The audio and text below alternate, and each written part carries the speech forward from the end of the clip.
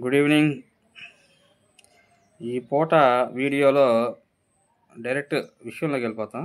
నటన ప్రతి ఒక్క విభాగంలో కూడా అది ఏ ఫీల్డ్ అయినా సరే ఖచ్చితంగా పైకి నటించుకుంటూనే ఉంటారు. మేజర్గా 80% నటనే ఉంటుంది. అది యూట్యూబ్ కావచ్చు, సినిమాలు కావచ్చు, రాజకీయాలు కావచ్చు. ఖచ్చితంగా ఒకరి మీద ఒకరికి అభిమానము, ప్రేమ ఇటువంటివన్నీ కాన్సెప్ట్ అన్నీ కూడా ఉండవు. 80% మ్యాక్సిమం నటిస్తూనే ఉంటారు. ఇది నిజం. మన వీడియోస్ అన్నీ కూడా ఖచ్చితంగా ఎవరు ఎన్ననుకున్నా మ్యాక్సిమం 90% నిజాలే మాట్లాడదాం. అది సినిమాల గురించి అవని, రాజకీయాల గురించి అవని, దేని గురించి అయినా సరే దాంట్లో ఎటువంటి సందేహమే లేదు. మెగాస్టార్ చిరంజీవి గారు దాదాపుగా ప్రజారాజ్యం పార్టీ పెట్టి వాస్తవంగా ఫెయిల్ అయ్యారు. ఆయన కాలం ఎలా ఉంటుందంటే చాలామంది అనుకుంటారు రాజశేఖర రెడ్డి గారు చనిపోయిన తర్వాత పార్టీ పెట్టి ఉంటే ఖచ్చితంగా సక్సెస్ అయ్యేవాళ్ళు చిరంజీవి గారు అని చెప్పని ఒక ఎక్కువ మందిలో ఉన్న అభిప్రాయం.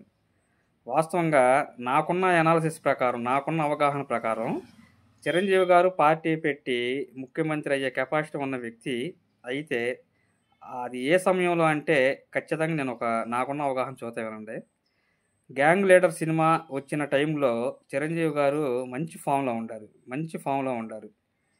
గ్యాంగ్ లీడర్ సినిమా వచ్చిన టైంలో కానీ నిజంగా పార్టీ పెట్టి ఉన్నట్టయితే ఖచ్చితంగా ఆ టైంలో అక్కడ చిరంజీవి గారితో పాటు నాగార్జున గారు కూడా మంచి ఫామ్లో ఉండారు. ఆ టైంలో నిన్నే పెళ్ళాడతా సంథింగ్ ఈ సినిమా టైంలో ఇక్కడ ఎవరు ఎన్ననుకున్నా సరే కళామ తల్లి ముద్దు బిడ్డలని చెప్పుకునేటువంటి నందమూరి తారక రామారావు గారు కానీ, అక్కినేని నాగేశ్వరరావు గారు కానీ వీళ్ళు ఎంత బాగా పైకి నటించిన ఆప్యాయంగా ఉన్నట్టున్నా ఇద్దరికీ మనసుల్లో అతని మీద ఇతనికి ఉండదు, ఇతని మీద అతనికి పూర్తి ద్వేషమే ఉంటుంది కానీ ప్రేమ అనేది 10% కూడా ఉండదు.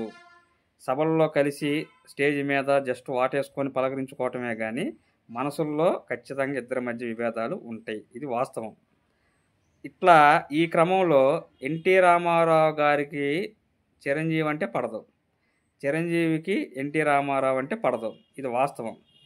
చిరంజీవి ఎంత మేధావి అంటే ఎన్టీ రామారావు అంటే పడదు కాబట్టి ఎన్టీ రామారావు గారికి వ్యతిరేకంగా ఉండేటువంటి ఏఎన్ఆర్ గారితో స్నేహం చేయటం, ఆయన వాళ్ళ అబ్బాయి నాగార్జునతో స్నేహం చేయటం ఇది పక్కా వాస్తవం. ఎన్టీ రామారావు గారి మీద ఉన్న వ్యతిరేకతతోటే నాగార్జునతోటి ఎక్కువగా అసోసియేట్ అయ్యేవాడు చిరంజీవి గారు. అదే ఆ రోజున గ్యాంగ్ లీడర్ సినిమా టైంలో చిరంజీవి గారు నిజంగా పార్టీ పెట్టినట్టయితే చిరంజీవి తాలూకు ఉన్నటువంటి ఫ్యాన్స్ బలము, నాగార్జున తాలూకు ఉన్న ఫ్యాన్స్ బలం కూడా చిరంజీవికి ఓటేసేవాళ్ళు. ఎందుకంటే నాగార్జున గారికి సంబంధించినటువంటి ఫ్యాన్స్ కానీ, ఏఎన్ఆర్ సంబంధించిన ఫ్యాన్స్ కానీ పూర్తిగా కాంగ్రెస్ వైపే ఉంటారు. ఆ ఓట్లన్నీ కూడా తెలియకుండానే చిరంజీవి వైపు మరలేయి. రామారావుకు వ్యతిరేకంగా చిరంజీవికి ఆ రోజున గ్యాంగ్ లీడర్ సినిమా టైంలో కానీ పోటీ చేసి ఉంటే ఖచ్చితంగా సీఎం పదవికి ఆ రోజున అర్హుడు. ఆ టైం తప్పింది. ఇక నువ్వు అది కష్టం అన్నమాట.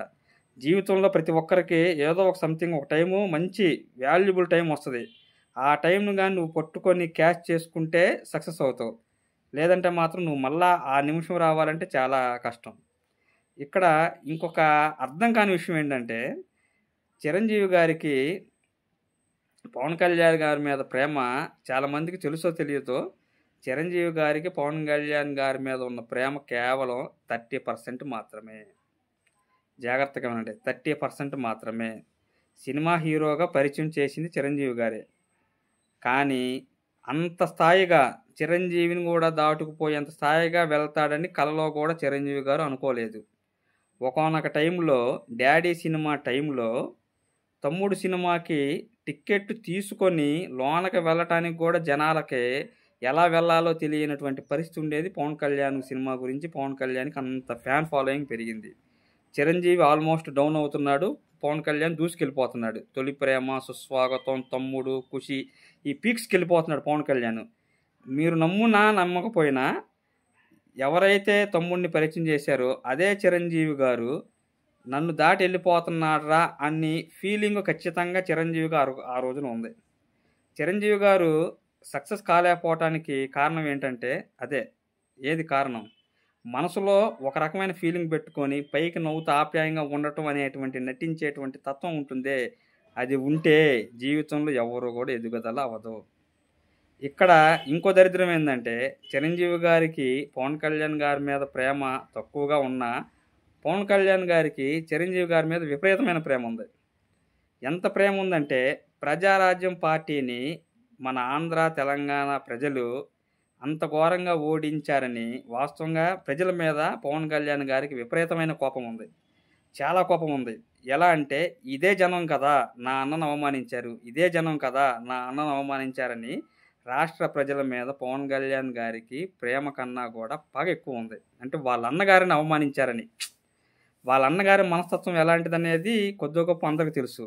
అదే చిరంజీవి గారు ప్రజారాజ్యం పార్టీ పెట్టి ఎలక్షన్‌కెళ్ళినప్పుడు అల్లు అరవింద్ గారు ఎమ్మెల్యేల దగ్గర డబ్బులు తీసుకొని అమ్ముకుంటున్నాడు సీట్లు అని అన్నప్పుడు, చిరంజీవి గారు బయటకొచ్చి ఎవరైనా సరే, నా సొంత తమ్ముడైనా సరే సీట్లు అమ్ముకుంటున్నాడని ఎక్కడ నిరూపణ జరిగితే అర్ధాంతరంగా పార్టీ నుండి బహిష్కరిస్తాను అని ఒక సంచలనమైన స్టేట్మెంట్ ఇస్తే, ఇక్కడ మీరు జాగ్రత్తగా వినండి. సంచలనమైన స్టేట్మెంట్ ఇచ్చేవాడికి ఫ్యూచర్ ఉంటది. సంచలనమైన స్టేట్మెంట్ ఇచ్చేవాడికి భవిష్యత్తు ఖచ్చితంగా ఉంటుంది. అదే ఆ రోజు చిరంజీవి గారు అల్లు అరవింద్ గారిని ఎలక్షన్ ముందు 10 రోజుల ముందు నిజంగా మా బావ డబ్బులు తీసుకున్నా